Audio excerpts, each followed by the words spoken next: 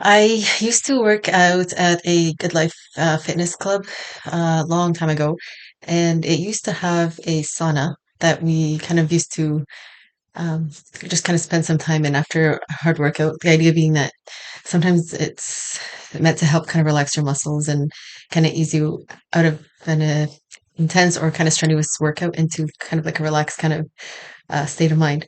And it reminded me of a time when we were really young. I would go swimming with a lot of the girls that I kind of grew up with and went to private school with.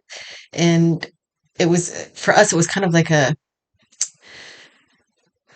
excursion of kind because being people who wear the hijab, we kind of used to rent out a space that would be for women only, and we'd kind of keep it almost reserved for our community or for just women for an hour. And that way we can kind of just kind of enjoy some of what we understood to be a type of modesty, where we can like wear bathing suits or do whatever would be maybe something we'd be reserved doing in kind of like a mixed grouping. Now, I mean, that was a long time ago. Now we have, they're called burkinis, where it's like kind of like a wetsuit that people wear when they go surfing, and people feel comfortable wearing them when they go to the beach or whatever. So, I mean, we've progressed a lot with the way people feel comfortable wearing what they wear. So it's kind of funny because I was thinking about how yeah, I like that well, first of all, I like that I pop in and out of Halloween and how to understand how to relate different fables and stories from the past, regardless of how we understand whether or not they're true, and almost kind of creating like a playful scenario of how to apply it in the present day. So I was thinking about jinn. I was thinking, like, well, Solomon was saying that or God was saying about Solomon that he used to control the jinn. And I'm thinking, well, okay, if I want to be Solomon, because I'm thinking in my mind, if God's saying, you can ask me whatever you want, like you want to ask like the biggest thing, and you think, well, okay, I don't want to be more than Solomon, but I want to be Solomon. Like, what would that be like? And then you think jinn, and you're like, maybe not. But then you think, well, what if jinn are different renditions of our past in some kind of media or art form? So think of pictures that you've taken, especially like a long time ago. If you see the negatives, they literally spook you because they look like ghosts, and you're kind of just like, I remember when I first looked at the negatives from film from like years ago, um, it took me so long to kind of wonder at why the negative kind of looks like that. And I remember in a chemistry class, I think it was my OAC year, we did part of our like independent study unit was to take a picture and then kind of create a red room and then develop it. And it was a really neat experience to kind of just watch the picture kind of come to life, kind of like a Polaroid. So all these kind of things that we've kind of outgrown, I kind of miss, and we kind of built this kind of nostalgia around it.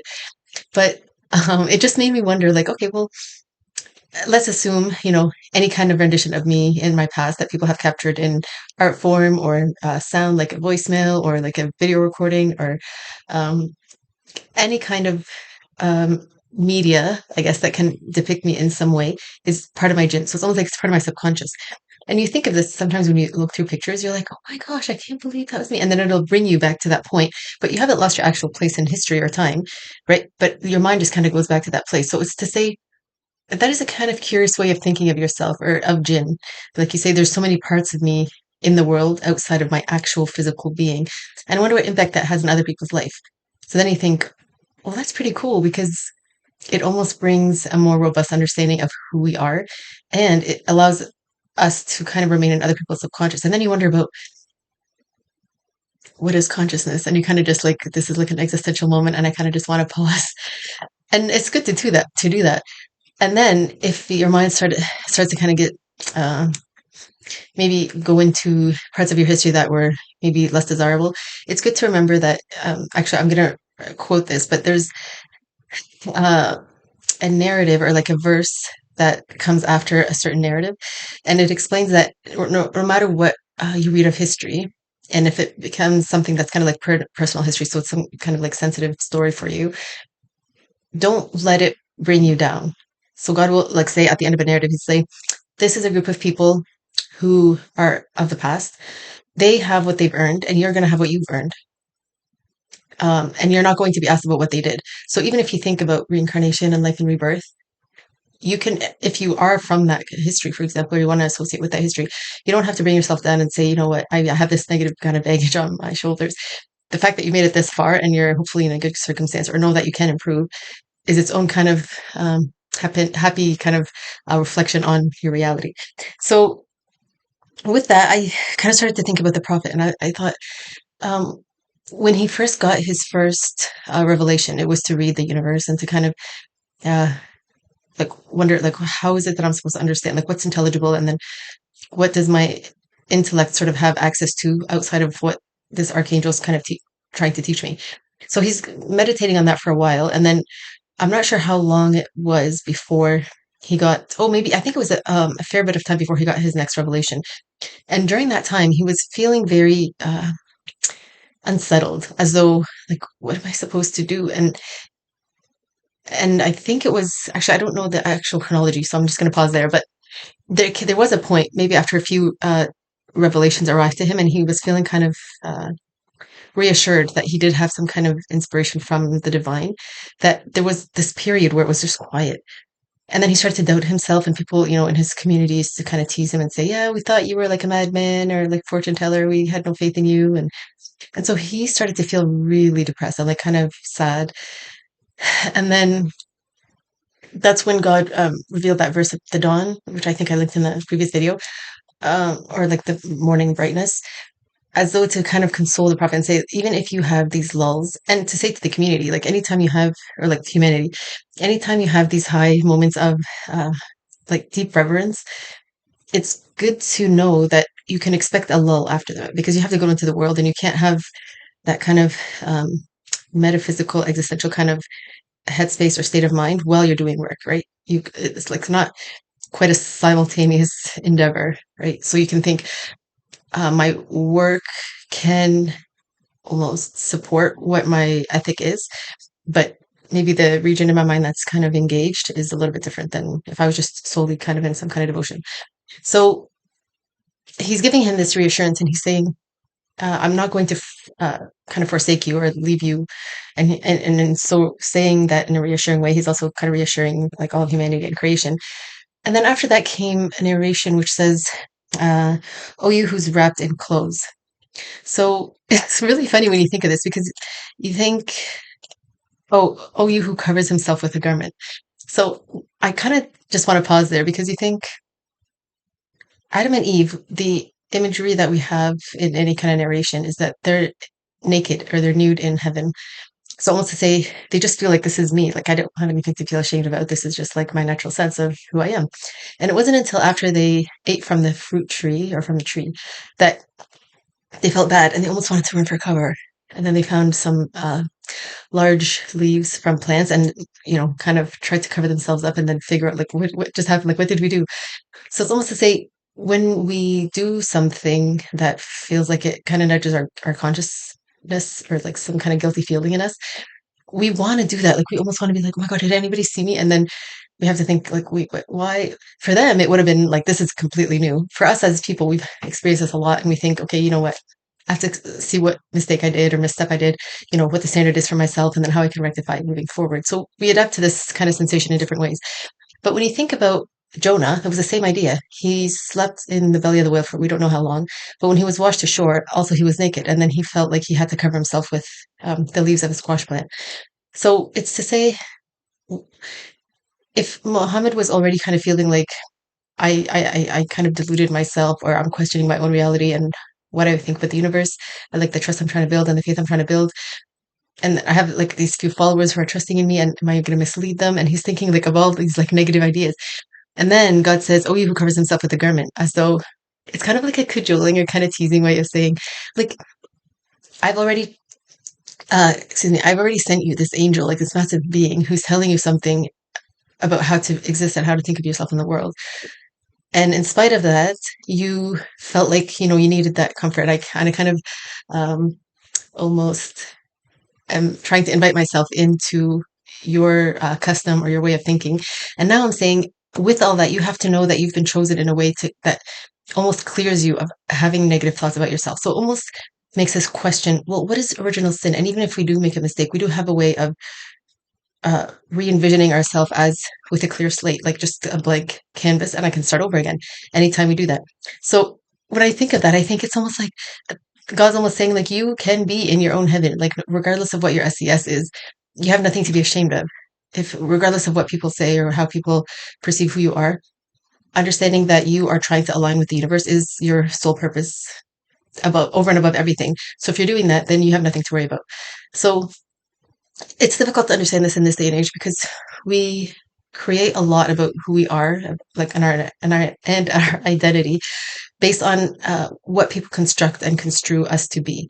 So stripping all that away and then being like, okay, well, who am I now? Is a very difficult task because then you have to say, well, I don't know. Like, I've built so many identities and relationships and formed constructs around people that when I strip all that away, I don't know that I know how to think yet, maybe, right? And you're kind of like, okay, so there's the universe. And then, so people sometimes question these, like in interviews, they say, if you were the last person on an island, like what would you want to have with you? Or if there was someone that you'd bring with you, who would it be? So it kind of gives you pause and you think, yeah, that's kind of a good question. Like, I wonder. But anyway, I love these scenarios because it makes us kind of almost appreciate the idea of God's forgiveness and his compassion. So there's another narration that says when we do travel or do pilgrimage or travel to seek knowledge or to learn, the angels almost spread their wings for us as though to say, we're going to be with you like in mercy to help you be inspired and to inspire you. Right. So it's almost like you have nothing to worry about. It's almost like that reassuring way. So when we go to pilgrimage, to Arabia, for example, the idea is that you want to go and ask for forgiveness. And then you're also going through these rituals and rites to remind you of the story of Abraham. So I haven't actually been, so I don't know like the different this different rituals that are kind of associated with commemorating his dream to sacrifice his son, and then he said actually being saved, and he gets a sacrificial lamb instead or a ram. But the idea of it is, if for some reason you've got a life path ahead of you, and you're trying to understand, um, why there's an obstacle, and then you feel like, oh, you know what, I think I'm going to actually have to figure out which of two things I'm going to have to sacrifice. And that could be really difficult because if there are two really beloved things to you, you're just like, how do I, and it becomes like, I have to trust that there's a higher purpose for this. And that if I give something up, I'm going to be redeemed in some form, to something greater than what I gave up. And so that's basically what we understand of what Ibrahim did, is that he's trying to constantly align himself with the universe like that. Now, there was an instance where there was one man who, I think it might have been after the prophet's time. But anyway, we hear stories of people who are of piety, and they sometimes have these like mini miracles, as it were. So there's one man, he had a dream that one person is the reason that all of those who went to pilgrimage that year had their prayers answered and they were forgiven. So he was like, okay, I need to know who this man is. And I guess he was informed of who this person was. So he went to the person and he knocked on his door and he said, I need to know what it is that's like your habitual practice and tell me what you do. And so he's like, I'm just going to maybe spend a few days or two with you. This might be not the actual synopsis of the story, but just to kind of give you a general idea of God's compassion, what he tries to convey with these kind of sunnah, as we say, or the path of the prophet that we like to follow and embody. So he spent a few days with him and then he's like, I didn't, like to himself, he's thinking, I didn't really notice anything out of the usual. But then he said, okay, well, there's got to be something that you've done recently that has kind of gained you some kind of grace in the universe. And he said, well, I had spent so much of my life trying to save up to travel to pilgrimage. And I had saved up enough money and I was ready to go. But then I heard a neighbor um, with crying children. And I smelt, like he could smell that she was cooking something. So he went over and he knocked and he's like, I hear your children crying. Why are they crying?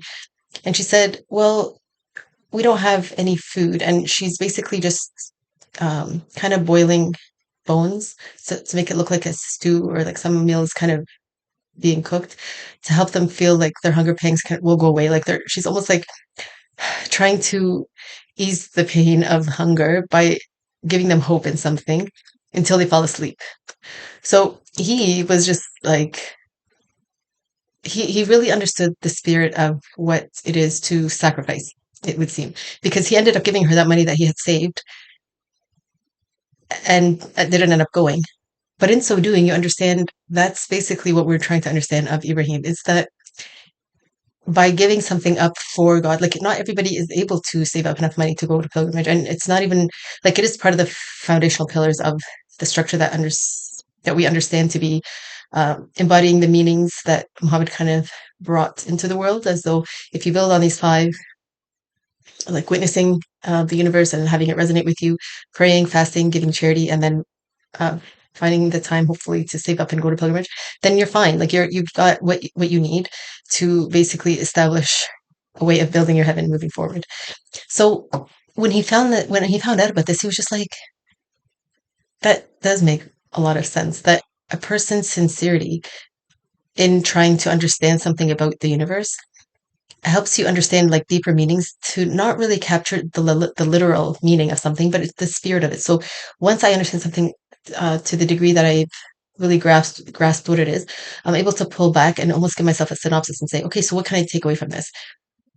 And then that's basically how you live your life, and it becomes your ethic that you kind of move forward with. So I wanted to kind of think about that and say, okay, so what is prayer then? And there's so many ways of understanding prayer, and I'm going to actually equate it with a sauna and maybe showering at in a like a locker, gym locker, or uh, like a pool sort of shower room. And sometimes, like when we were younger, we go in, and sometimes when we'd see like nude women, we'd almost be like, oh, and we'd kind of like avert our gaze, and we don't really know where to look. And then as women, you kind of, as you get older, you kind of get used to it. And I guess with guys, it's the same thing.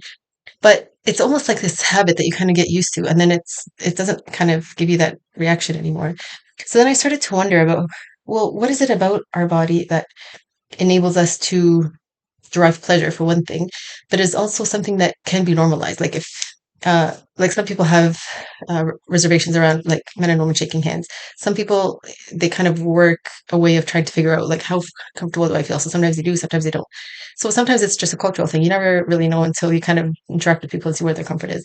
But one of the things that I wanted to consider was how do we want to see Rabia? She was, I think I mentioned before, an aesthetic who was like a concubine or someone who used to entertain men and became a devotee or like a Sufi who just wanted to devote her time worshiping and kind of meditating on God. So if we think of that, you think, okay, so she is somebody who understood something about like corporal pleasure that can bring you to kind of like a spiritual high or like this kind of heavenly understanding of pleasure. And then she found maybe entertainment and music is, and then maybe alcohol, and then maybe the presence of like entertainment and laughter and kind of glee. And then maybe if it was like, yeah, maybe this is good, and it's short lived though. Like, is there anything outside of all of this that I can find within myself? Because sometimes we find that, like, in spite of everything that we have that's outside of us materially, sometimes we feel a little bit restless, and we're looking for like a deeper meaning to kind of resonate with. And so maybe she found that in prayer, and then she decided, like, you know what, maybe I've lived my entertainment um, kind of lifespan as it is, and I want to kind of think about a new way of thinking and being in the world.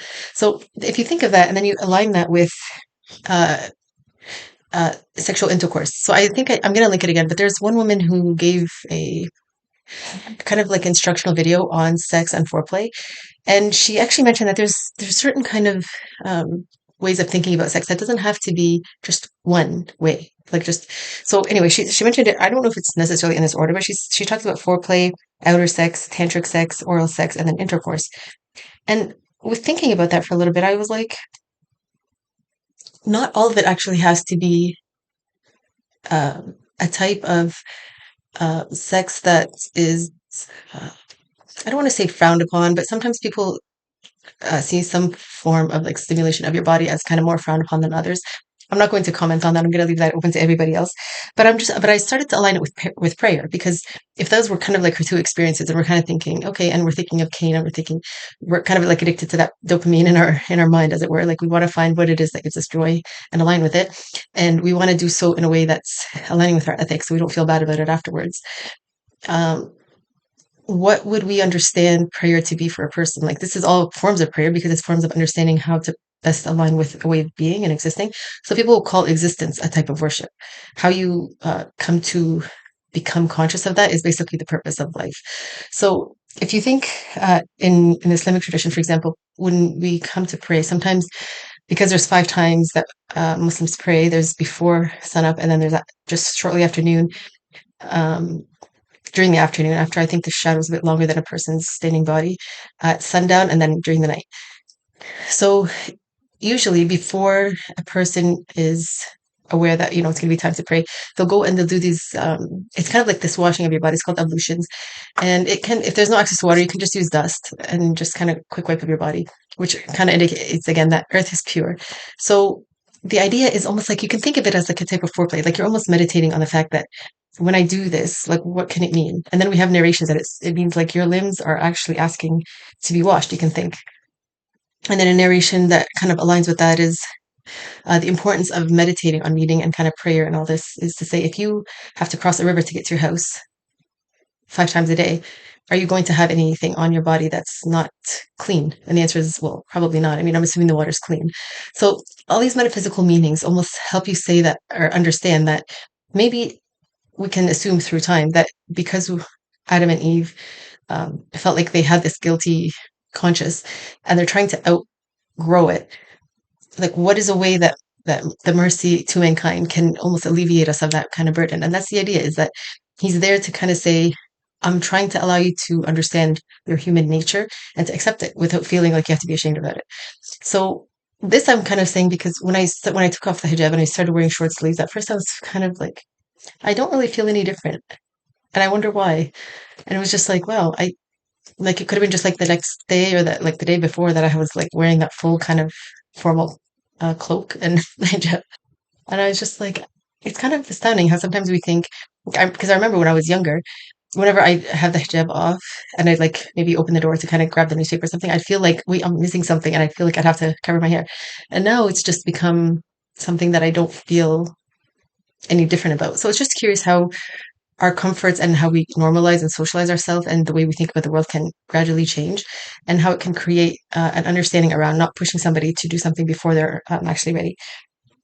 So usually after people kind of wash and are ready for prayer, sometimes they'll do so before the call to prayer. In some traditional countries, they'll have these like minarets where people call to prayer, and it's almost to remind you of, God is greater than anything in the world. So if you're stressed in something or you're immersed in something and you have the time, come and pray. You'll find that you'll come to success and you'll uh, come to prayer, come to success. Is almost to say, in coming to prayer, you will find success, basically, because it's giving you that time to kind of de-stress or kind of decompress from whatever it is that might have been stressing you. So with that, then you can think, oh my gosh, like, so there, that whole process is almost like what can lead to like the final end of your life and then starting another one. So if you think from birth, children sometimes have that calling to prayer of God is greater, kind of recited into their ear. And then when they die or they kind of pass away, that people do pray almost like a prayer of mercy on them, like may you rest in peace. And that call to prayer is not there. Almost to say, when you are born, you can prepare that at any moment your life might end, and you might have to wonder about what you're going to think about doing, um, or how you want to kind of build your next life, and how you want to kind of build your next life, and then create choices around that. So with that, you can understand that nudity and sexuality and prayer, all of this is actually the second pillar of Islam. So it's to say, after you've decided that you've witnessed something about God, how do you want to decide what your identity is? And then if you kind of scale back after maybe stripping everything from your life, not literally, just like theoretically in your mind, then you can think, well, what is it that is a meditative practice that I do want to kind of try to embody in my life? And it could be something as simple as just listening to classical music. Sometimes some lyrics help us kind of, like if you listen to yoga music, sometimes they'll kind of help you take your mind to a place where they like almost formally tell you to relax all the muscles in your body. So without them saying that, you wouldn't have realized that you were kind of tense somewhere. And that almost helps you kind of relax into like a sort of meditative, I guess, state of mind. And then that takes us to Sufism and then wine and then like the whirling dervishes and what it is about a form of it's. Some people think of like ecstasy and intoxication as understanding like really, really deep meanings or Sufi meanings of the Quran or scripture. And it's not to say that that can't be an analogy. Like some people say, stay away from alcohol. And it's like, okay, I can for real, like it, literally.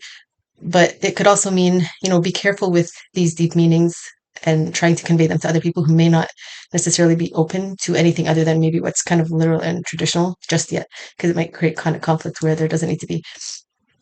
And I wanted to kind of mention something about why,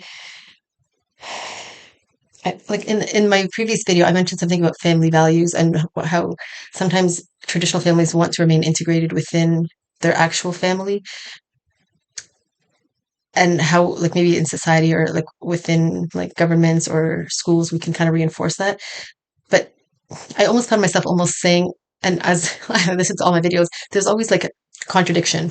It's always like, yes, do this, but also keep in mind that there's this kind of like disclaimer. So like to every rule, there's always an exception. So in this case, it's, yeah, we want to maintain that healthy kind of relationship with our family, but we also want to remember to think of ourselves within a global family. So doing that now is almost like gradually almost imposed on us as we understand what blended families are. We start to see that, differences within families are important and key, and almost help us understand why and how to be accepting of people that are neighbors, and then moving on outwards towards like the other side of the earth and then around again. And as you can see, this is basically a way of appreciating how building that postmodern outlook from the outset builds that way of overcoming the need to kind of remain stagnant in the world, and almost not stagnant in a way that I want to hold on to something that's dogma and I haven't revisited it. I mean, it is that, but it's also I want to encourage other people to do that with me. So sometimes encouraging yourself to find like new friends or a new circle of trust that you can almost rely on to be engaging with you and to be patient with you as you're both kind of trying to traverse like new ways of thinking is probably a good idea. And we'll leave it at that.